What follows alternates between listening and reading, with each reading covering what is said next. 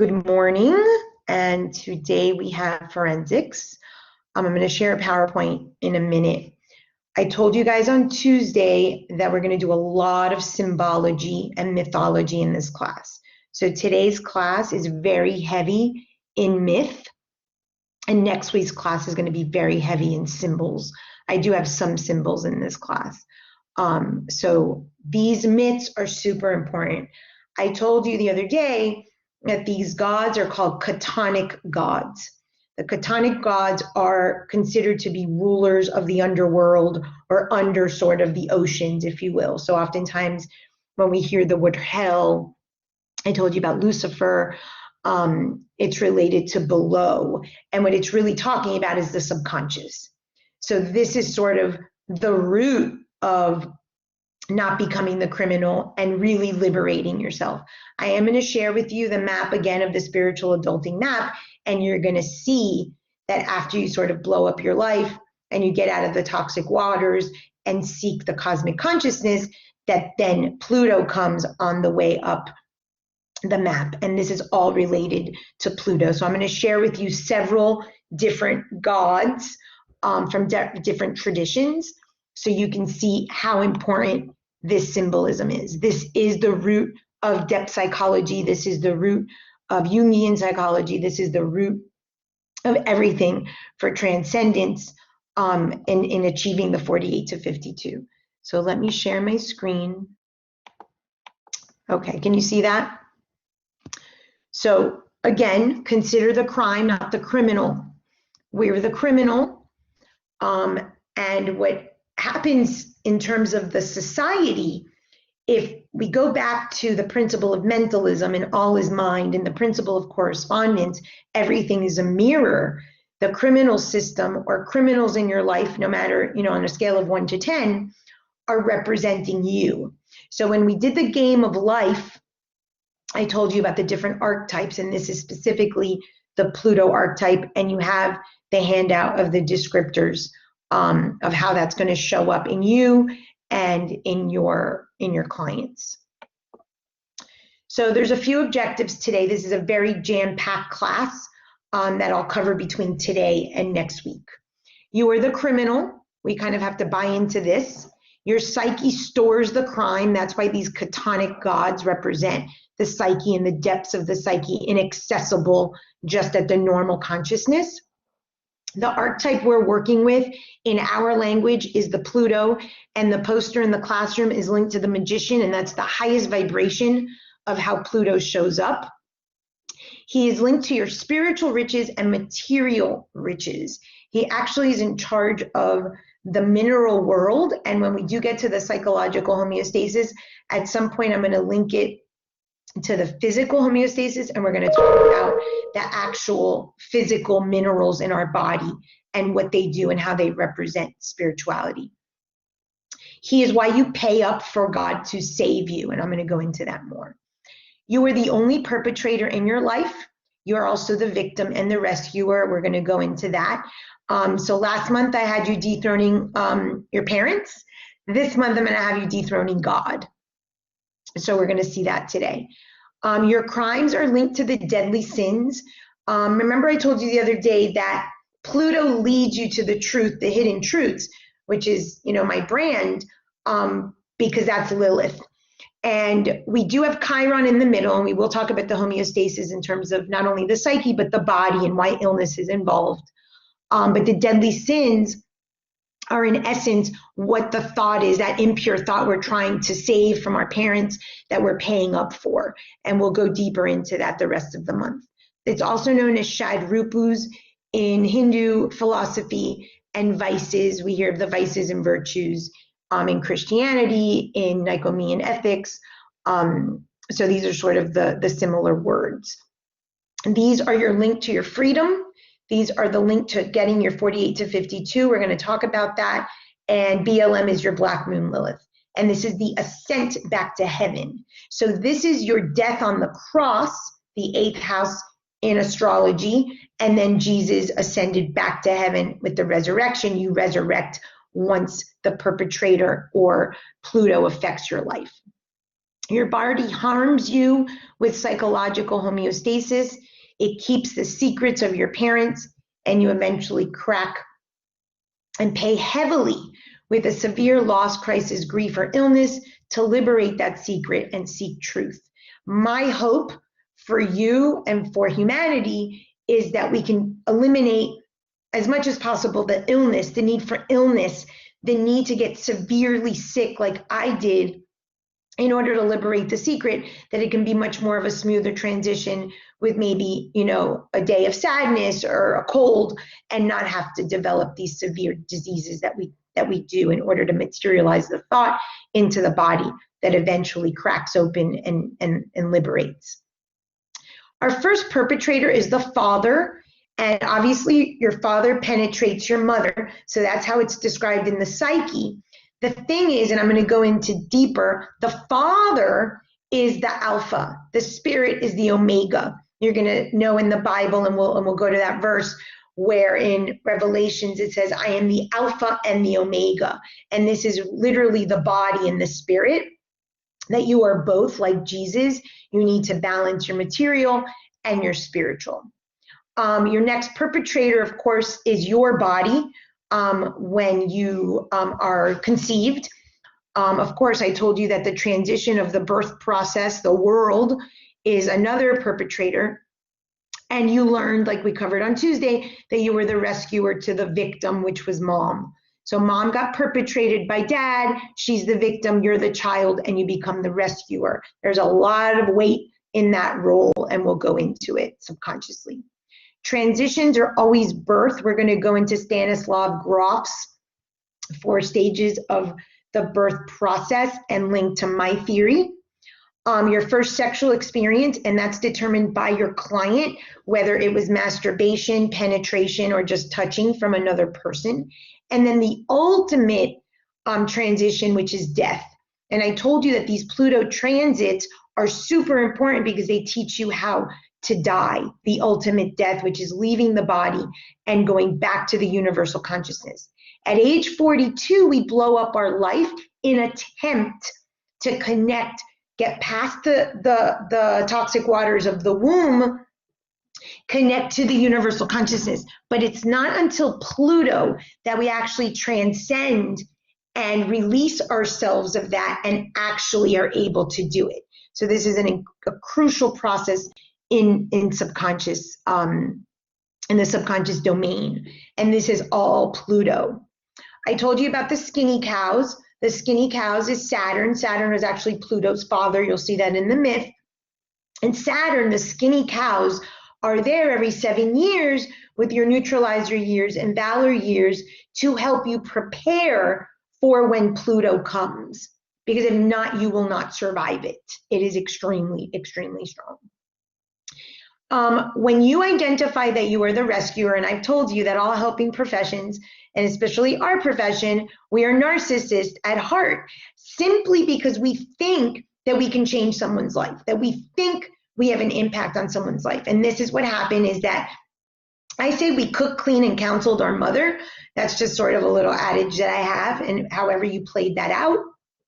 But you were here again as the rescuer of mom. And again, mom and dad, it could be either one. We're going to do some more triangle work today, whatever that bad bucket or wrong alliance is.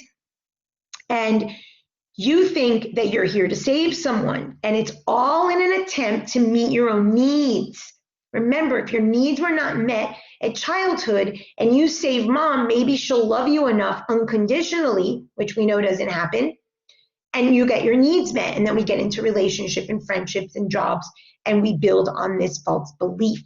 So we are all narcissists simply, and I'm talking about threads of narcissism, not narcissistic personality disorder, because of this concept at this transition of birth. Now, I'm going to talk to you a lot this month about the age of Aquarius. And next week, I'm going to explain in depth the symbolism of the Virgin Mary, the Mary Magdalene, the Heros Gamos that we talked about in the Truth is in the Triangle relationship model, and how this equates to you being a world servant, very different than trying to save someone by saving yourself. then you can help humanity, which is the point of the Age of Aquarius. We're also going to talk a lot of myths. Pluto, Jesus, Lucifer might seem ironic to have them in the same sentence, as we're sold that they're different, and they're not. Mary Magdalene, Inanna, Black Moon Lilith, Pan, Morgana, Kali, Merlin, they're all one archetype, and they basically represent bringing the secrets, those deadly sins or repos, to the light that we talked about with Lucifer and that alus when we're birthed. We're going to talk about the symbolism of the Vesica Pisces, which is the Heros Gamos from The Truth is in the Triangle.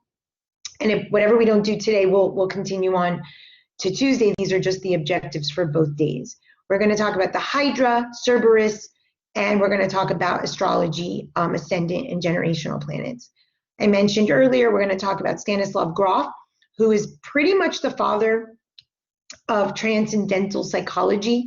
And he has what's called a BPM model, and I expound on that for my third level of the subconscious. We're going to talk about the victim, rescue, perpetrator triad. I'm going to link that back to the mistress in the relationship from Truth is in the Triangle, my original 7 gates theory of the mother, father, child triad. So I told you Tuesday, we're going to tie everything together in this class. So a moment about the astronomy. Pluto, you might know, was sort of made a microplanet. I believe it was Neil deGrasse Tyson several years ago. Astrologers still consider Pluto a major planet because of the impact and this function that it has in the psyche. Pluto is the only other planet that has white-capped mountains other than Earth. This is super important for the psyche. All spirituality happens in a cave or on a mountaintop. So that's a very interesting point there. It creates methane frost. They're like ice crystals. They get very, very, very hard. I don't know if you've ever been up north when it's like snowing or very, very cold. These ice crystals, like you try to rip them off the ledge of the roof, and they're like very, very hard.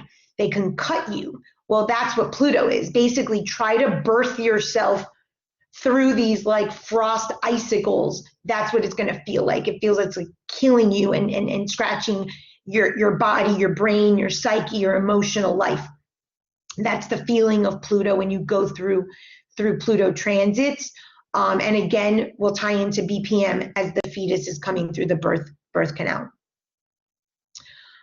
Pluto takes 264 years to go around the solar system, so none of us will ever see a full Pluto transit. It's impossible to tolerate very, very strong Pluto transits for a very sustained period. They usually last about 2 years. So similar to the Saturn transits or the skinny cows, this 2-year mark when people are going through a divorce or people are going through illness or people are going through, finding balance again after a disrupting life experience is linked to these Pluto and Saturn transits. So the laws we're going to keep going back to this month are principle of mentalism, all is mind, because this is all in your mind. Principle of correspondence, as within, so without. Basically, all those criminals or whatever the criminal or perpetrator is in your life, whether it's food or sex or your parents or your friends or your boss, are you. The law of octaves, I'm going to go into some major symbolism with the law of octaves.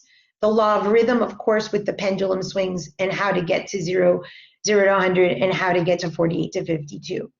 We're going to focus on what are called the transgenerational planets, which are Uranus, Saturn, Jupiter, Neptune, and Pluto. So they're the end part of that spiritual adulting map. Black Moon Lilith is not on here. She's ultimately the goal, but these are the ones we're going to focus on today. I will bring her in a bit. In the age of Aquarius, you hear me say this, you are a child of no one. The universe doesn't have your back. It responds when you have your own back. This is the concept of dethroning God. The God divine is in you, and the God in the cosmic consciousness, part of you responds when you have your own back. The whole age of Aquarius, the whole purpose of this month is to speak to that so we don't keep assuming that there's some rescuer or savior archetype that's coming. It's you and you're here. Through Pluto, you can have your own back instead of self-betrayal. Pluto is linked to the harshest things. It's linked to greed and envy and self-betrayal and all these things that obviously affect us. And it's because we're in a constant state of self-betrayal by wearing masks. So the whole purpose is for Pluto to sort of blow up here the snow globe. In Neptune, the illusion, that innocent archetype, and then you become the magician. And when you're in the flow of the universe, you actually feel like you're a magician, like your life is magic. So all of us wanting that Wizard of Oz behind the veil, so to speak, when we remove the veils like Dorothy, that's when we actually realize we've had the red slippers all the time and your life begins to flow and you quote unquote get back home with Chiron, which is the next step, and then to Black Moon Lilith. So I'm going to go through a bunch of different mythologies right now. During the month, we'll touch back, but I want you to kind of have the cluster of myths. So this, she's from Hindu mythology. She's considered darkness, goddess of darkness and beyond time. Destruction, goddess of destruction, darkness of nothingness. This, I need to bring you back, and here you see her third eye. I told you that in the chakra, the sixth chakra, there is a void. And I said, you are a child of the void. That void is the universe. That's your throne. Your mom and dad, the petals on the right and left side of the chakra, indicate that mom and dad are with you at all times. They gave you your family. They gave you your value system. They gave you your genetics and so forth. But the void is your throne, is your kingdom. That nothingness is Kali's territory. That nothingness is Pluto's domain. So this is what we're talking about. That is for nobody but you and your divine nature. So we have to dethrone God this month. It is from dark nothingness that pure consciousness exists. Only when we go into that nothingness that we view as grief, depression, violation, betrayal, whatever it is that the crime is in your life that lived in the earthly domain that you actually lived in your psychological sphere, it really takes you to such darkness that only from there can pure consciousness emerge.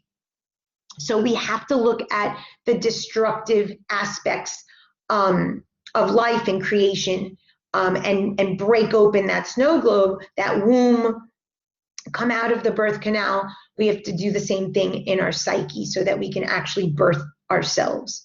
She brings destruction to all that is false. If anyone's into the tarot, there's a phenomenal card called the Tower. And it's basically the tower is just breaking in half and people are falling off the tower. That's what these archetypes are. That's what these myths are. You've got to basically crumble, lose it all, so that from there you can emerge the phoenix, which is another myth in association with these archetypes. Kali Mudra here, that's the motions of your hands, is a protection. She has a yantra on her hand. The yantra, I told you, is the symbol. We have it in the classroom of the way that the universe is created, the triangles, the circle, the squares.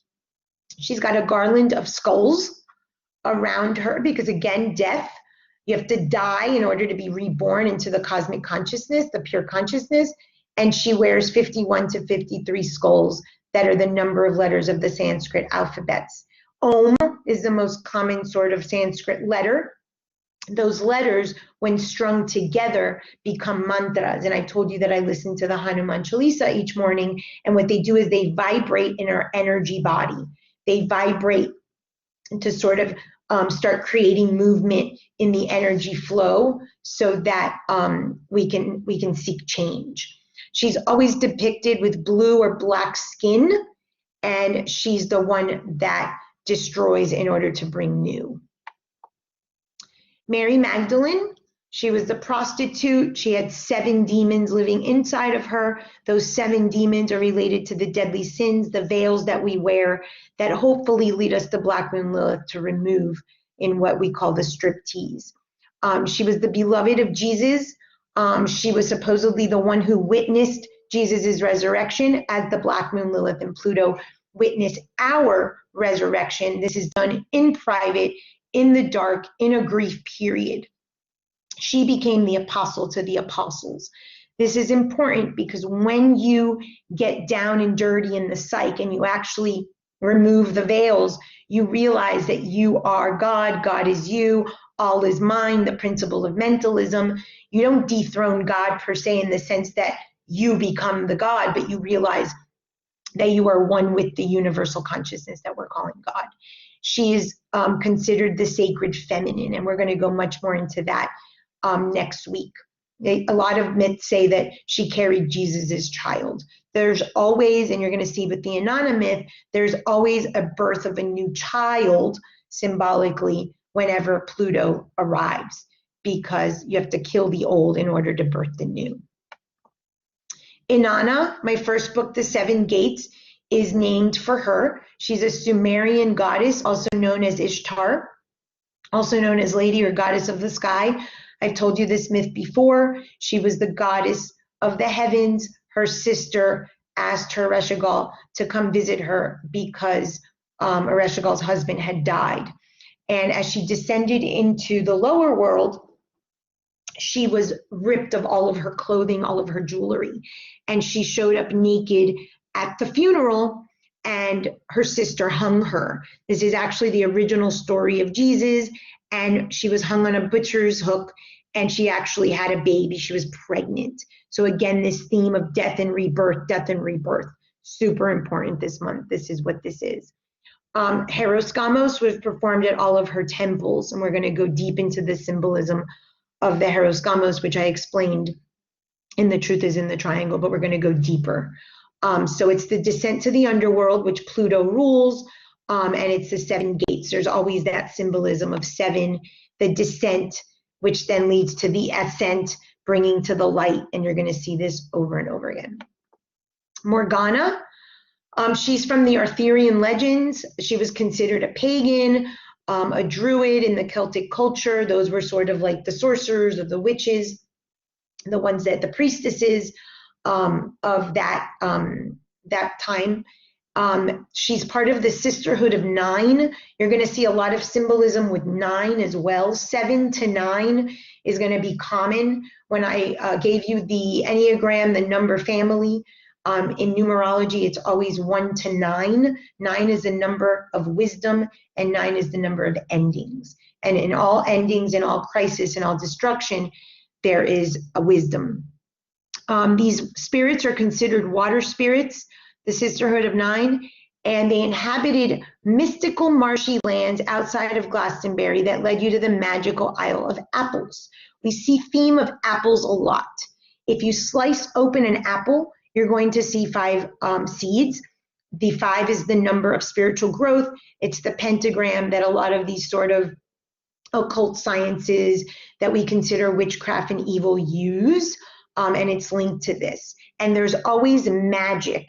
Anything associated with all of these gods or goddesses always linked to magic, because what they're telling you is find the magic within. The magic within is combining your spiritual aspect and your material aspect. And then this Isle of Apples led you to Avalon, which is the other world. So again, the cosmic consciousness. She learned magic from Merlin. We're going to see Merlin in a moment. And the symbolism here is the raven. If you ever watch Game of Thrones, you see the crows or the ravens delivering messages. Okay, so symbolically, we have an inner raven, if you will, that lives in the dark. You see this a lot in fairy tales. Maleficent and Sleeping Beauty had one as well. Merlin. Merlin was considered to have gone mad. A lot of times witches, pagans, priestesses, wizards are considered mad. It's not that we're mad, it's that we see the truths and the realities of the universe, and we speak about a whole other sort of consciousness. So when I tell you earthly Francis or spiritual Francis, which one do you want? That's what I'm referring to. I can see both sort of levels of consciousness. So that's why a lot of times people in this realm are considered like a little crazy. Now, I've told you before, some people leave the body. That's dissociation and delusion, illusions of grandeur, narcissism, very common in this. That is not what this is. This is being balanced in both spirit and matter like Jesus. He had the gift of prophecy and intuition. He hid under the apple tree. Again, you're going to see that a lot. Every guy, every king, every man of power had a wizard or a mentor by their side. There could have been a physical person, but it was the idea that you listened to your inner guidance, you listened to your inner wizard that led you to the answers. In paganism, there's symbolic green man, and he represents the cycles of winter to spring. And that's a theme you're going to see a lot in this. Winter is sort of Pluto, the underworld, death and dying. In the myth of Persephone, I told you that she was stuck with Pluto during fall and winter, and then she came out to be with her mother in the spring and summer. He was considered a prophet, in charge of the woods. The woods and wilderness always represent the inner psyche, the wildness of self, the inability to access the truth of our psyche. Sorcerer, magi, wise man, and you see the magi and the wise man in the story of Jesus. You're going to see a lot of overlap. Buddha taught non-attachment. Pluto is the force in our psyche, our archetype, that forces us to have non-attachment. It is always linked to abrupt endings, whether it's widow, death, grief, breakups, car accidents, losing a limb, however it is teaching you non-attachment. We are not here to have closure with everyone. That is nonsense. That is something that I hear people say all the time. I had no closure. You need these abrupt endings to understand that we have to move into the transition of next. It's a death cycle. There's no closure. When someone is dying, they die, they leave. You can never access them again. So if you've ever had an abrupt ending, it is definitely a Pluto, and it is trying to get your attention to be non-attached. And non-attached does not mean only material. It could be desires, it could be thoughts, it could be emotions. There is a little Buddha story that there were two monks walking, and they came across a puddle, and there was a woman who needed to get carried over the puddle. One of the monks picked her up, carried her over the puddle, put her down, and kept walking. About 10 minutes later, the monk that didn't carry her looked over to the other monk and said, "We're ascetics, you're not supposed to touch women." And he's like, "The thing is, I left her back there and you're still carrying her." The thing we mostly carry is our thoughts. That is the problem. Thoughts are linked to desires and emotions. And this is what we need to get detached from. And Pluto transits are very, very hard. They're called debts for a reason. Attachment, Buddha said, is the root of all suffering. So rapes, endings, once you become sexually active, you can never become virginal again. These are things that you have to let go of. Once you're birthed, you can't go back into the womb. We're going to talk about Cerberus, the three-headed dog I've told you before, is thoughts, emotions, and desires. These are the personality. When we did personality class, theories of personality, it's linked to our thoughts, emotions, and desires. We actually become our true self with a capital S, STD, if you saw the spiritual STD lecture, when we say, think, and do. We don't eradicate thoughts, emotions, and desires. We learn to control them so that they don't control us, and they only are sort of aware or around, let's say, 48 to 52% of the time, because then we're acting with our neocortex, with Athena, the rational, and of course Hephaestus, the intuitive. The perpetrators of the mind need to be raped to lead to stillness. Everything about Buddhism is stillness, stillness of the mind. Nothing disturbs you except your thoughts, emotions, and desires. These are the perpetrators that keep your pond waters very unstill. Saturn, father of Pluto, tries to help us, but we don't always do the work. Sometimes we really need one of those severe criminals, those severe rapists in our life, symbolic, please, I'm specifying that, so that we actually will achieve the stillness. Jesus, Yeshua, Joshua, he is an example. He was our earthly example, Buddha too, that we can achieve Christ consciousness or spiritual consciousness while still living as human. The perpetrator of the mind, emotions, and desires is the fact that we're impure. I told you our impurest thought, the secret, the vault We keep it for our parents. We build our life around this value that is not our version of the value. Jesus is here to show you, and you can still be dirty. You need to sleep and poop and have sexual desires, and you can still have Christ consciousness. That's when we talk about balance of spirit and matter. You can connect to your own kingdom, third chakra of heaven within yourself, manning your fires in the third chakra. I've told you the third chakra is obviously linked to the sixth chakra, which is the kingdom. And mom and dad are side by side, but no one is saving you, okay? They told us that he was the savior and that he was the son of God. We're not children, we are divine. It's in us. We have the right to own this Christ consciousness. It is only through Pluto that we can even get close to the Christ consciousness. It's the only thing that leads us in the spiritual adulting map to Black Moon Lilith. Pan. This is Pan here. Pan is the only Greek god that actually dies. This is extremely symbolic. It means something in you has to die. It also means that the material body, the one that has the desires, he particular is linked to sex, but any desires from the second chakra, child, mother, protection needs, money, everything has to die. Give Caesar's what is Caesar's. Give the earth what is the earth's. That all has to die. He was worshipped in caves. I told you that all spirituality happens in caves or on mountaintops. Pan means all. We all die. We all die the moment we take our first breath. We're leading to death, but we all have to die. Something in us has to die in terms of spiritual consciousness in this lifetime. That's why when people say, oh, life is hard, or everything in life is painful, or everyone has pain, it's referring to that we have to die. Our body is the number one source of attachments, whether it's desires, emotions, or thoughts, and that is part of the body and has to die. He was also known to have sayings like time to pay the piper, the Pied Piper. And I tell you, we have to pay offerings. We don't have to pay sacrifices. But we think that we have to give very hefty prices and pay in sacrifices. And I hope to teach you that a small offering of an obol is sufficient for the underworld. Pandemonium, and we just came out of pandemic, comes from this word. So obviously something during the pandemic, unfortunately, there were people that died. Something in our psyches had to die. This is linked to our collective unconscious. Hippolyta. I told you about the myth of the Amazons, where they would rip off their right breast and they would hold their baby with their left. This was the law of gender, trying to balance the masculine and the feminine.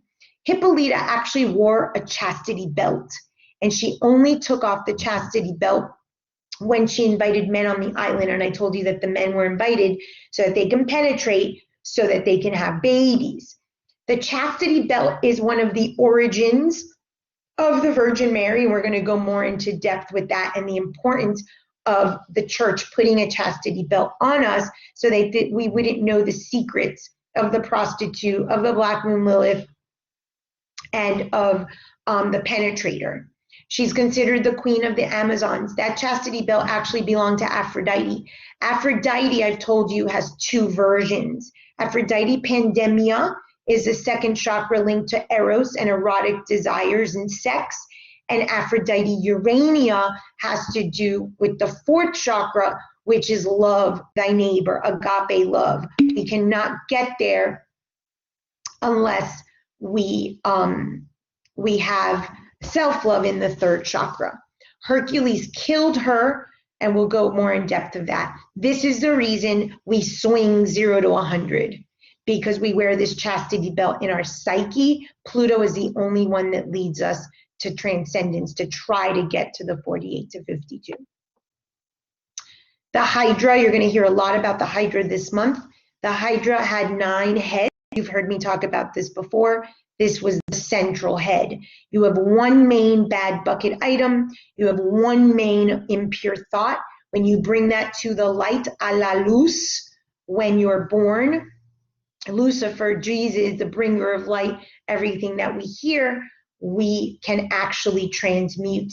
And you need fire to transmute. I told you Prometheus stole the fire from the gods and was the only way that we can transmute. Cerberus, the three-headed dog that guards the underworld. I told you it's thoughts, desires, and emotions. This is the material nature of man. This is the Jesus, the man aspect, that if we have only 48 to 52% of the time, then we actually leave room for spirit the other 48 to 52% of the time. On my 12 truths of the spiritual path, these are the first 3 truths. Without the first three truths, you can't lead to intuition that then leads you to self, etc., etc. So this is where most of my clients I see stay. It's still linked to awareness. We're nowhere near integration or doing it differently, but it's a big aspect in terms of the spiritual path. And Pluto. So this is the name we're going to kind of use collectively this month because it's the archetype name that I use. Or Hades, you're going to hear Pluto and Hades. I use Pluto primarily, is linked to all of these archetypes. This is the guy. This is all of them in one archetype. So no matter if you say Kali, if you say Jesus, if you say Lucifer in the Kabbalah, if you say Malkuth, it's in every tradition. He is considered the wealthy one. He is also known as Dispater, and he rules minerals. We will talk about psychological and physical homeostasis through the glands and the minerals this month. He is the son of Kronos, which is Saturn. He has a three-headed dog there. They are Cerberus, and they guarded the underworld, and he guards the underworld. So he is the Great Equalizer. Saturn is divine justice. At the moment of conception, you're giving your karma from your past lives. However, Pluto is death. Pluto is stage 3 of the subconscious. That is the Great Equalizer. And we all get in this lifetime to choose to pay our debts. So karma sort of how you're being given your story, but you get to decide how you're going to show up in your free will. The Pluto transits, these criminals that show up in your life that are from your psyche, are in an attempt for you to pay your debt, your karmic debt, once and for all, so you stop reincarnating. Saturn is the skinny cows I told you, so these valor years and neutralizer years are to help you try to not swing. If you are not doing this on your own, Pluto comes to slap you in the head, so it forces you to have a sudden ending, a sudden death. In France, they call le petit mort the orgasm. It's linked to the 8th house and death and Pluto. Every single time we're dealing with sexuality at the subconscious level, at the physical level, that's the low vibration consciousness. We'll get to that. You're talking about deaths, small deaths, so that you can lead the biggest transition of your life, which is your death out of the body. This leads you to Lilith through Chiron. Obviously, orgasms happen in the body, illnesses happen in the body, feelings happen in the body. What I hope is that we don't have to keep getting super, super sick and violating our bodies in order to get from Pluto to Lilith. Learning to die is the lesson of life. I gave you that Stages of Grief lecture from Elizabeth Kubler-Ross, that ultimately that's the lesson. Non-attachment, according to Buddha, is what we're here to learn. Pluto cycles force you into non-attachment because attachment is the moon sign, the emotions, the way you view the world, the false veil, the false snow globe you live in. And there's no gods but you, and we're going to see that. So we're going to dethrone God this month, okay? I told you that your parents are God in your psyche. In the Western world, we have a God linked to the parents in the 10 Commandments. Obey thy mother and thy father. So it's very much linked to our Western philosophy.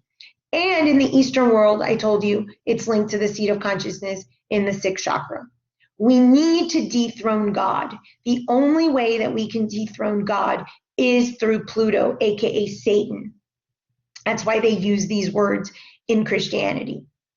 In order to release the secret from your vault that you hold in your psyche, and you build your whole life around this false premise and this false value system that, again, doesn't take that much. You have to do it your way. You need these Pluto transits to dethrone your parents. You hold the secret in your thoughts, your emotions, and your desires. Your body is obviously formed from the impure thought at conception. It materializes into your body. That's why Chiron is the step right before releasing the secret. You need to release it through your body. I've taught you the difference between emotion and feelings. You must feel your feelings so you can liberate this unpure thought through the body and then seek real truth. This keeps you in child. This keeps you in fight or flight, linked to the reptilian and the limbic system of the brain that we talked about. Once you breathe freely, think about leaving the womb, the first thing you do is breathe and you scream. This is the process of adulting and, of course, spiritual adulting. You process emotion fully. You stop holding your breath. You stop living in child. You stop not feeling it. You feel it. You get sick. You scream. You grieve it. And you can come into the world anew, the resurrection of Jesus. When you're physically born, your transition into the world, you're raped, obviously, by the world. We talked about that. And then your whole job is to dethrone God, which is your mom linked to the breath when we decide to adult in the third step, and the moon I mentioned before. Only when you dethrone God can you be rebirthed. The rebirth is linked to Jesus and Nicodemus. Nicodemus was a spiritual teacher. When Jesus says you need to be reborn, Nicodemus says, I can't go back into the womb of my mother. That's a very, very telling statement in the body, in the Bible, because that's what we think we can do. We think we can go back to the womb of Neptune, back into the toxic waters. You can't. When you're rebirthed from Pluto, you cannot go back. That snow globe has shattered. That train has left the station. Pluto is linked to the 7 deadly sins. However, it is not the deadly sins. It is linked to it with the impure thought, but you only really see the truth with the Black Moon Lilith. But this is where you get the beginning of doing that striptease.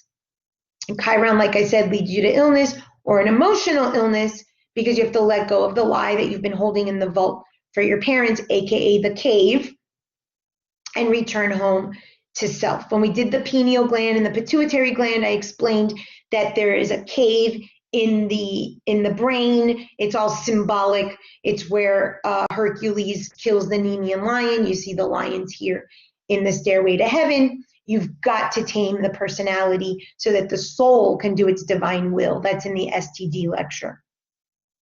Lilith we'll get to, and she actually is the one that leads you to liberation. Lilith is the only person in mythology that ever said to God, we are equal. When you do this process, you dethrone God because there is no hierarchy. This notion of a stairway is false. There's no hierarchy in the universe. The universe doesn't have your back. The universe is in you and simply responds when you have your own back. We have to get out of this notion that we are a child of anyone. That's why Lilith is liberation. When you liberate the lie, you liberate Lilith, you liberate the deadly sins, you love yourself despite your flaws, and this nonsense of a stairway is ended. You're face to face with God like Lilith, and you say, we are equal. Again, you're a spark of the universe. You are not all of the universe. Do not think I'm telling you that you are the end all be all. So in the Bible, there is a jealous God, and then there is a compassionate God. This is super important with our perpetrator, victim, rescuer archetype.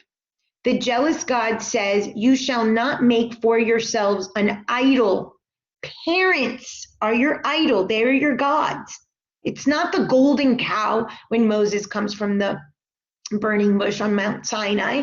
He's talking about your idols are your parents, nor any image that is in the heavens. So it's not Uranus, or it's not Saturn that's on earth, or it's not the water, which is Neptune. You shall not bow yourself down to them, for I am a jealous God.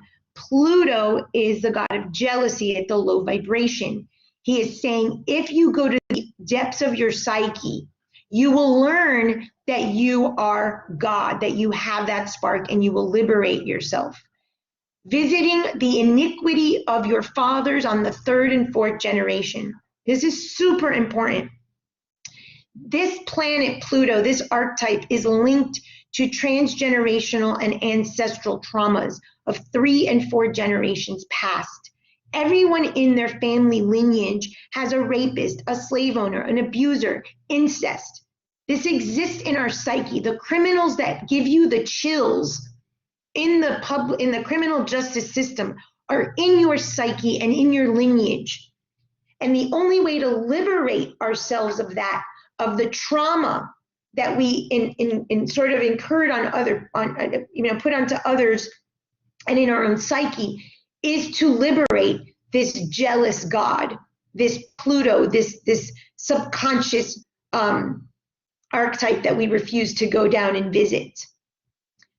Free the Jews, which is you, symbolically. You leave the oppressor. I talked to you about the oppressor when we have freedom. Of the Pharaoh. The Pharaoh is your parents. They oppress you. They keep you linked to their values, their thoughts. When you finally leave your mother and father, when you finally dethrone your parents, you're in the void, which is the wilderness. And the Jews were in the wilderness for 40 years. And I told you, usually don't start doing this sort of work and blowing up things until 40. The plagues are the offerings and the sacrifices you pay, and they're way too high. And it's all in an attempt to leave the symbolic Egypt, the slave, the mother, father, the womb. Iniquity means immoral or gross behavior. This is the impure thought. This is what we're holding ourselves to. This is the crime. Pluto helps you with non-attachment, and hopefully you can confront your ego, become humble, and look at pride and the other deadly sins. So these are God archetypes and the victim, perpetrator, rescuer triangle. So you're going to see, of course, the triangle, because it's always about the triangle. There is no one above and no one below. He says this. It is you. It's within you. Don't go to the heavens. Don't go to the earth. Don't go to the oceans. It's within you, he says. I am the jealous God. You have to man your fires. You have to look at your perpetrator of your thoughts. We are now in the age of Aquarius. Jesus was the age of Pisces, and prior to the age of Pisces was the age of Aries, which was ruled Scorpio, and Aries are linked together as an old ruler. Then in the age of Pisces, we got a compassionate God. So here's compassion, and here's the perpetrator. So these are the two gods we're struggling with, and you're going to see in a moment the 0 to 100 themes, okay? Jesus was sent, God's only son, to die. I told you the other day, we use our children, okay, subconsciously. We keep them from feeding and flying. We lose custody like I did. We have fertility issues. We lose our children to death and war. Mental illness is a way of obviously losing our children, abandoning our children in an attempt to seek God. That is too high of a price. That perpetrator is too high of a price. We do not need to give our children. Even Abraham was said, put Isaac to die, and even God said, no, you proved your loyalty. We have got to stop the nonsense. I told you the other day that there was a Greek tradition, I forgot the name, but it's called exposure. The Greeks would leave their children in the fields to die. The mother would have the baby, look to the father and say, what do you think? I guess he was assuming if it was his, if the baby looked like him, that he said, okay, we'll keep him. And if the baby didn't, he assumed it was infidelity and he wasn't going to raise some other guy's kid. And he left him in the fields to die. And this is called exposure. There's a lot of symbolism in that word. You have to expose this, the truth of what this is. That's what the Hansel and Gretel story I told you, the original, that mom and dad left Hansel and Gretel in the forest to die. And then it was, rewritten to indicate a stepmother. We have this potential in us. We do this. It is in our programming. Here, Neptune is the rescuer. So now you have a perpetrator that no longer exists. The perpetrator is some crime, some evil force in your life that raped you, that stole from you, broke into your car, took your spouse, took your husband, and now God comes to save you. He's the rescuer. This is very, very, very dangerous to have this as the setup of our psyche, because then you're constantly looking for someone to come and rescue. This is where the magic comes in, this idea of the magician. People are enamored in the spiritual arena. I've told you about the series, the one that promises you everything. I had a client the other day who went to Mexico and was promised this super cheap timeshare, and of course he was duped. You're always duped by the savior. There is no savior. It does not exist. It's you. And the problem with these two archetypes of thinking that there's a jealous God and a God that's compassionate, that's going to save you and rescue you, is it leaves you as a victim. And so you're always this victim waiting to get abused and saved, abused and saved. And people live in this 0 to 100 nonsense. I have symbolism here of a question mark. This rescuer savior is an enigma. It's found in riddles. It's found in religion if you don't know how to read the texts, and it's found in your psyche. So in the age of Aquarius, you are the child of no one. You're the one you've been waiting for. You are the rescuer and savior. You've always been the rescuer. And if you go back to your story at birth, you thought you rescued mom. And so what do is you go through life attempting to rescue supposedly fourth chakra lie. It's not, meeting other people's needs in the face of selfless, which doesn't exist, in hopes that someone will be your savior, your rescuer, and meet your needs. So this doesn't happen. You have to do it for yourself. And we're going to talk probably next week about the Hieros Gamos, which is then when you do it for yourself and you become the Christ consciousness, you balance your spirit and your matter, then you can be the receptacle for others to do the same. So this is linked to the question mark. So just look at the curvature of the question mark, and I have some symbolism here. First, I want to talk about the Law of Octaves.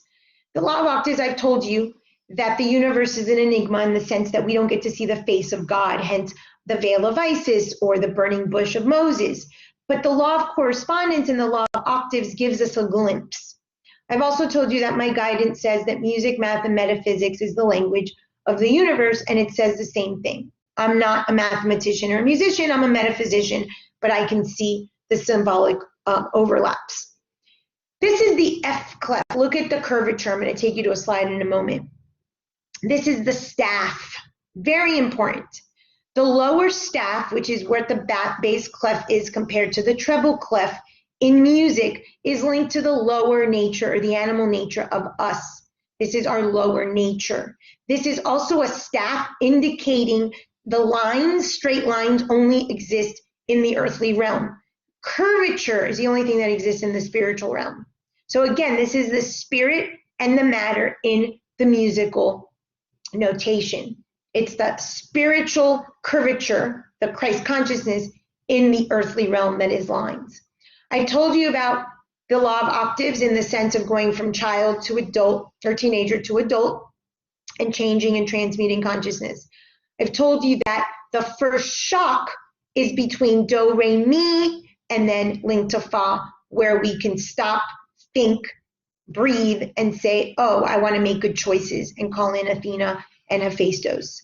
Pluto is linked always to shocks, sudden endings, abrupt endings, no closure. We need crisis in our life in order to seek our Christ consciousness and to understand that we are the Savior that we are looking for. This is all linked to that transition at birth.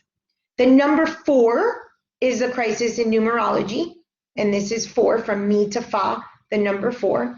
The question mark actually is origins is linked to a cat's tail. So the question mark, cat's tail, is all about detachment, the animal, the cat, and there's a great book by Marie von Franz that talks all about the symbolism of the cat. It's about detachment, again, non-attachment, which was Buddha said. I think it was Sir Isaac Newton that identified colors to the musical scale, and here is Fa, which is the fourth. Green. Green is the color of the fourth chakra, the agape love. Without a crisis, without a perpetrator, without you rescuing yourself, you cannot ever possibly be or give unconditional or agape love to absolutely anybody. So it requires a shock, it requires a crisis, it requires you owning the thought that built your entire material life for you to do this work. The question mark is also the word quaestio, which was shortened to quo. And quo is the idea of stopping the status quo. The only thing that gets you out of the mass consciousness, the snow globe, the moon, the mother, your mom and dad as gods, is a crisis. And when we ask a question, we actually change the voice of our tone. So it goes lower. We're actually going lower and deeper into wisdom when we ask questions. That's why in your field, therapy, asking the right question elicits the response from the client. Super important. So this is some symbolism. This is Pluto. This is the Omega. This is the clef. This is the question mark. And this is the Fibonacci spiral. You've seen the Fibonacci spiral. I've told you it's upward and onward. It's the Jupiter cycles. It's our spiritual growth. In the Bible, it says, I am the Alpha and the Omega. The Alpha is a capital A. It's a straight line. Think of the staff of the notes here. And the Omega is this symbol that's circular. Anything that's circular, that's spherical, has to do with the Omega, with God, with the spirit. And look at Pluto, has the circle of spirit, another creature here, and then the cross of matter. All of them have some indicator of the cross of matter, the lines. This exclamation point should be, technically it's a cat's tail. And of course you see the square lines within the spiral. They have to be together. Man and matter, spirit and matter always have to be together in order to birth us whole. That's the story of Jesus. Everything here has to do with the end. Omega is the end. Death is an ending. You must end something in yourself. You must have a crisis. You must have a death, psychologically, subconsciously. Life is here now. We are not here to grow for an afterlife. We are here to grow spiritually now. I told you last week, you cannot grow spiritually out of the body. Your soul goes to the vibration of the loka or the plane of the universe until your next reincarnation. This is the Hebrew word emet, which means truth or hidden truths, because again, all of this has to be deciphered. And the first and last letter meet smack in the middle of 14. And I've told you that we stop our spiritual path with our parents at 14. This is when our values kick in, when we try to dethrone our parents. Of course, they don't let us, but we try to leave the snow globe because it's in the truth. We have to find our own truth. We have to find our own value systems. There's 28 letters in the Hebrew alphabet. 28 means power and energy. You have to find your own personal inner power of your third chakra, which is the fire element of energy. And moon cycles are 28 days. And the truth is the power, the energy to fight the transition to get out of the womb. The same thing happens during your transitions of life. So here's the spiritual adulting map. And now you see we're here. We're at Pluto.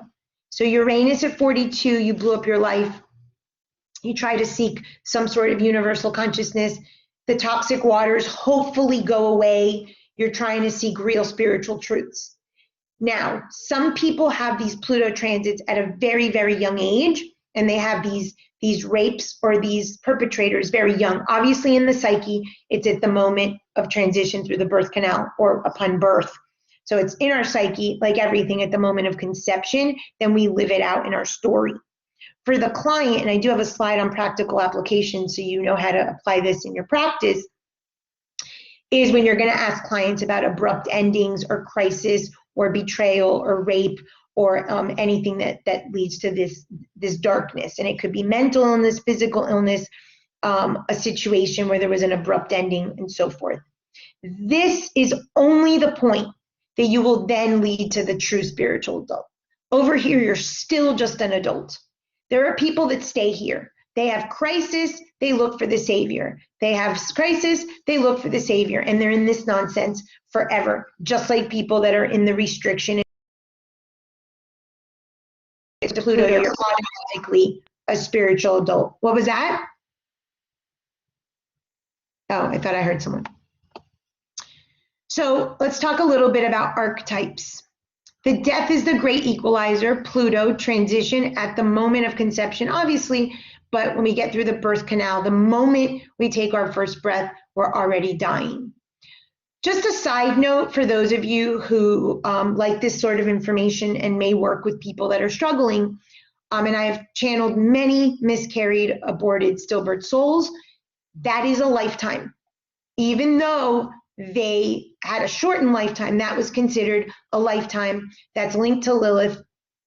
And this was a death for that soul, but it was considered a lifetime. So they did experience, because of the moment of conception, they did experience a quote unquote lifetime. So just so you know. From the moment we're born, we're dying. Pluto, I told you, is the son of Saturn. Saturn are those skinny cows that prepare us for the Pluto biggie, which is death, and of course, all of those along the way. Our first Saturn cycle 0 to 7 in our story, in our snow globe, and that first cracking of the snow globe links back to Pluto and what we're going to have to go through. Uranus, the cosmic consciousness, we're castrated by Saturn. Saturn is dethroned by Jupiter. Neptune is the womb, and Pluto says, I got to clean you up so that I can get you back home into the cosmic consciousness. So I have the little map here. I left Chiron and Black Moon out of it because today we're pretty much focused on this cycle, and then we'll add on the Chiron and the Black Moon later on. So again, universal womb, castrated at conception. The soul is the attempt. Jupiter is the soul. If we clean it up, our personal myth, we perpetrate so we can grow, but we treat ourselves like a criminal. This is where we get stuck in this perpetrator snow globe concept with Neptune and Pluto right here. And then if we actually do the work, we can return home to the cosmic consciousness. So there's positive or low vibration and high vibration for each of the archetypes. So we've said cosmic consciousness and the nonsense of being free, you know, with money, with our liberty and our marriage. No, it has to do with our thoughts. But it's chaos we create in order to seek the freedom of our thoughts, emotions, and desires. So the non-attachment. Saturn's the structure, it's the body. You can have restricting or scarcity mindset, or you can understand that your body is a vehicle, a temple, and you keep it clean so that the spirit can sort of be a vessel through that body. Jupiter can be abundance. It could be financial, spiritual too, but it can also be escapism. So in a moment, I'm going to show you the 0 to 100s that people in practice do. The Neptune is the innocence, the delusions, the toxic waters, the womb, codependence, passive-aggressive manipulation. But at a high vibration, it's the union of body and spirit, and it's being here now. If you can bypass sort of the toxic waters and understand your Christ consciousness, that happens here. Usually doesn't happen. And then the Pluto is the perpetrator, the criminal, all transitions, sudden endings, forced detachments, and of course prepares us for our final death. So how do we live this out? So I'm using this, Uranus to Saturn, Saturn to Jupiter, Jupiter to Neptune, Neptune to Pluto, Pluto to Uranus. That's what I'm calling here, these 0 to 100s, okay? So basically that's what I have here, but not cyclical.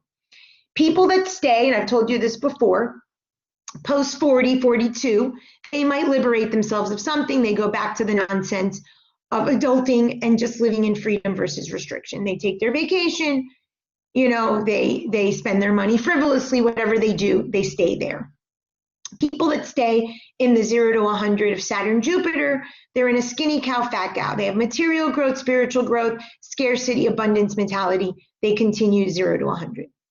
People that are in the Jupiter Neptune, again, similar spiritual wealth and financial wealth, but they really have escapism. They tend to have a lot of toxic waters, poor coping, gluttony, food, alcohol. They live in delusion and a mental health, and they're seeking a rescuer. So the rescuer becomes Jupiter, which is the man that's going to pay my bills, or God.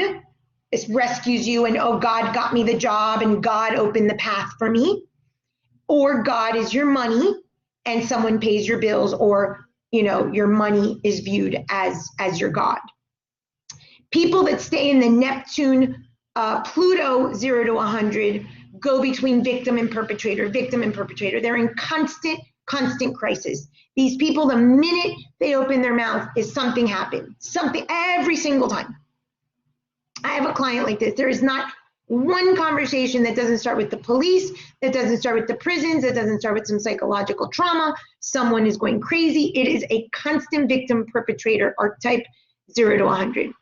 And then Uranus, Pluto can actually be lived out by people that are incarcerated, that are in the criminal justice system, or yourself. You incarcerate yourself, you liberate yourself, you incarcerate yourself, you liberate yourself, and you're in this constant sort of prison and imprisonment cycle. So these are the 0 to 100s. Remember, you need a third force. So the world was divided in the myth by Jupiter. He got the largest piece, and this is extremely important. You want God or Jupiter, the rescuer, your savior, Jesus Christ, or whatever version of this nonsense you live, to rescue you. You're the rescuer. It's the biggest piece that Jupiter got for a reason. That is your most important role.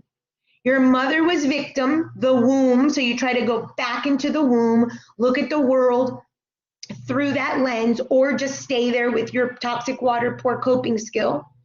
And your dad up here, it's symbolic, was the penis, was the perpetrator who stole the virginity. Again, it's Pluto who raped Persephone, right?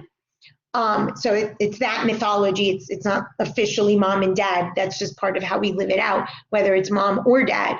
And now you're the rescuer as the child, of course, and you're trying to stay in maiden for your mother because you can't leave her fly like Persephone couldn't leave her mom and needed a perpetrator to rape her so that she could actually get out of the delusion.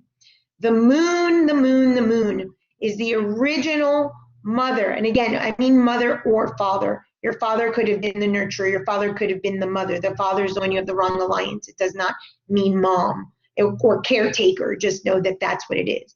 I talked to you about attachment style. I talked to you about moon signs. We had that entire lecture. This is linked to gluttony at the psychological and emotional level. When we talk about attachment, it's not only things. You can be greedy emotionally, gluttonous emotionally, and you need the perpetrator to rape you so that you can get to non-attachment. So here are some physical symptoms, and you're going to see me kind of go back and forth this month with physical as I start talking about the glands and the minerals. So here, and some psychological as well. Freedom restriction people may have nervous system disorders, structural issues, or autism, or the parents are in this and they have a child with autism. Remember, it's the unintegrated shadow of the parents. The Saturn Jupiter can be hip issues, structural issues, obesity, knee issues, thigh issues, and liver issues. The Jupiter Neptune 0 to 100 be hip issues, dementia, Alzheimer's, feet problems, liver, obesity. Neptune Pluto people can have grief, mold, sex issues, reproductive issues, cancer, depression, suicide, feet problems, gallbladder, colon, rectum. And Pluto Uranus people can also have grief, mold issues, sexual issues, reproductive issues, suicide, nervous system issues. So you see some overlap depending obviously on the archetype. And this is not limited to this, but these are some broad strokes. All glands in the body are linked to Pluto transitions. I told you this the other day. Anytime that we're talking about hormones, and it's mainly women, but men too, We're talking about a Pluto transition in the psyche. You are trying to birth yourself new. We call it hormones or acne or puberty or menopause. Remember the triple goddess from maiden mother to crone. It's linked to the Pluto transitions. The hypothalamus is responsible for stopping the making of hormones. Again, transitions. Are you stopping something? Are you starting something? The pituitary gland has to do with making mom's milk. Thyroid, oxytocin. Remember I talked to you about oxytocin, the attachment style, the moon sign. Estrogen. This is the need to leave the snow globe in the womb. So you've got pituitary issues. It's directly linked to you need to get out of the snow globe. You need to get raped to leave that nonsense. This will lead you, I told you in the pituitary lecture of the 48 to 52 Chiron and why illness is oftentimes included, the return home to self, which will then let you dethrone your parents. Your pineal gland is linked to melatonin. I told you that lecture as well.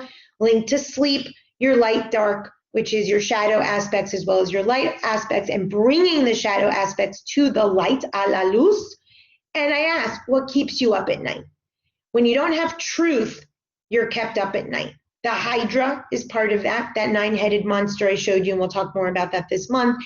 And there's a great little fairy tale called The Princess and the Pea. There's a tiny, look at the pineal gland, tiny little pea that's stuck under her mattress.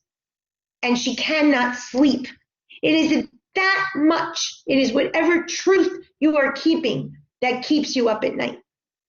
The thyroid, parathyroid is linked to metabolism, bone health, again, structure, minerals, Pluto. We're going to go deeper into that. Minerals are Pluto's domain. The thymus here, and it's above the heart. The thymus is linked to the immune system, and it shrinks after puberty. Does anyone want to take a guess why the thymus shrinks after puberty? You no longer need the providing surveillance and protection function of the thymus. God, aka mom and dad, do not need to watch you any longer. You are now spiritually emit truth according to Hebrew and the spiritual philosophy at 14, allowed to seek your own value system. It's not needed in the later years. Parents are not needed spiritually, not materially. And it helps you fight invaders. Your parents, the impure thoughts you're keeping from them, are the invaders. It's above your heart. Your heart has to do with your home. Your adrenals keep you in fight or flight. We've talked about that at length. Pancreas is linked to digestive issues, insulin, glucagon, sugar. Sugar is directly linked to mom, food, and it's also linked to disgust. Ovaries and the testes, breast, anything to do with menstruation or testicles have to do with Perpetrator, Pluto. And if you have any of those issues, it's directly linked to needing to seek the truth and having a transition in your life. So some of the psychological symptoms that come with these 0 to 100s, mood disorders and anxiety disorders. Again, general, I'm not saying that the specificity, we can go deeper into the specifics. So these are sort of general broad strokes. The Saturn, Jupiter, eating disorders, depression, Jupiter, moon, substance abuse disorders, anything, Neptune, anything to do with Neptune, the snow globe, the toxic waters, has to do with addiction or codependence or passive aggressive. Neptune, Pluto, you're looking at personality disorders, psychotic disorders, trauma-related disorders, substance abuse disorders. And if you're in the Pluto, Uranus archetype, you're looking at anxiety disorders and trauma disorders. So this can give you some feedback when a client speaks and you start to listen symbolically and archetypally what they're actually saying, or what the 0 to 100 that needs the help for the 48 to 52. The Transcendence Function, negative feedback, Pluto, and the 48 to 52. So these 0 to 100 swings are an attempt to not be found out, FOFO, fear of being found out. So we build our life on one entire value system in an attempt to hide the other. Carl Jung spoke about the transcendence function. The transcendence function is Pluto. You need a Christ, you need a disruptor. In cybernetics, so he says tension between the opposites. And again, he was a metaphysician and he knew the law of rhythm and the law of the pendulum. Cybernetics is a systems theory, and all I do is systems theory. And it talks about the feedback loop that self-corrects. Saturn and Jupiter cycles every 7 years and 12 years, and the fat cows and the skinny cows is how you grow spiritually. But if you are lollygagging, you need a major disruptor. You need a Pluto to come and rape you so that you can see clearly if this is not doing it for you. You will create this in your psyche to get you out of the Saturn and Jupiter cycles if it's not sufficient. This is why in the spiritual adulting map, it's later. This is where the conscious and the unconscious meet. That's why they're the chthonic gods of the underworld, and they come to the forefront. Our criminal justice system and the criminals in our society is to make that subconscious conscious. This is my 48 to 52. Pluto is responsible for the attempt to reconcile opposites. You can try to get back into the womb. You can try to get back into the innocence. The psyche is very powerful. But usually after this level of crisis, we go into grief through the body, suffer some mental illness, depression, or physical illness that leads us to the truth of Lilith. This is ruled obviously by the law of rhythm. You need Pluto to achieve psychological homeostasis healthily. I told you the body will keep you in an unhealthy state of psychological homeostasis. But this is what we need in order to actually really get into homeostasis. The oscillations in the system are the 0 to 100. And what happens, it's the direct opposite of the original disturbance. If you need to swerve off the road, you go 0 to 100 and you swerve in the complete other direction. And every time you do those 0 to 100 swerves, it is called damping out, and it's an attempt to create some lag time of 48 to 52 so then the system can readjust. If you are not readjusting okay with Saturn, Jupiter, you need a Pluto to force you into a new readjustment. Neptune is the adaptation, the protection mechanism. So I said, you want to go back into that womb, you want to go back into that toxic waters, you have that choice, it's free will, but it keeps you in prison, and it keeps you in moon, and it keeps you attached, and it keeps you with your low-level consciousness. Every system needs a boundary, and we talk obviously at length with the 48 to 52 being the boundary, and homeostasis shows you that you're resilient when a disruptor comes into the system and you can actually survive from that. So we have a few minutes left, and I'm going to talk about the sneakiness and then we'll wrap up. So you are a sneaky criminal. Why do you do quote unquote bad things? Why do you have bad characters in your life? This is a low level vibration of Pluto. You're trying to get out of under the eyes of God. This idea that is all-knowing God, mom and dad, why you started lying in the first place, I told you at a very young age, is linked to trying to get away from God. So we do these sneaky Pluto, low-level Pluto things to try to get under the eyes of God. Well, when you dethrone God and you realize that it's you creating all this, you can actually go to a high vibration and go straight to the truth. Hopefully you can bypass Chiron here with illness, or at least have a mild illness. This is an attempt every time you sneak or see someone sneaky or judge a sneaky behavior, it's you trying to get out of the snow globe, the illusion, the delusion. This is your emotions versus your feelings. Emotions keep you in child. You don't feel them. You hold your breath, or you fully feel, and then you're good. Emotions are sneaky, and they're there to get your needs met. It's pure child. Remember I told you it's the secret language from the womb, it's your moon sign, and it's just used to manipulate. Feelings don't cause disease. When you have a Pluto and you feel it and you grieve it fully, the hope is that you could do that with the Saturn and you don't have to have a nonsense of a Pluto. but most people need this disruptor at this level so that they can actually grow. Your sneaky Scorpio and Pluto are the sneaky signs. The snow globe is all-knowing. That's your God. That's your rescuer. It is you. Once you leave the womb, once you realize that your mom is not God, it's you, you can stop lying. All you're doing is being a vault for your parents' secret thought. If you stop building your life on it, you attempt to blow that up at 40 to 42, and you start doing this, you will eventually spiritual adult and liberate that thought. And again, it's a la luz, to the light. And lastly, Pluto gives you the permission via the Perpetrator. When I got Cancer the first time, I was like, oh, this was the best thing that ever happened to me.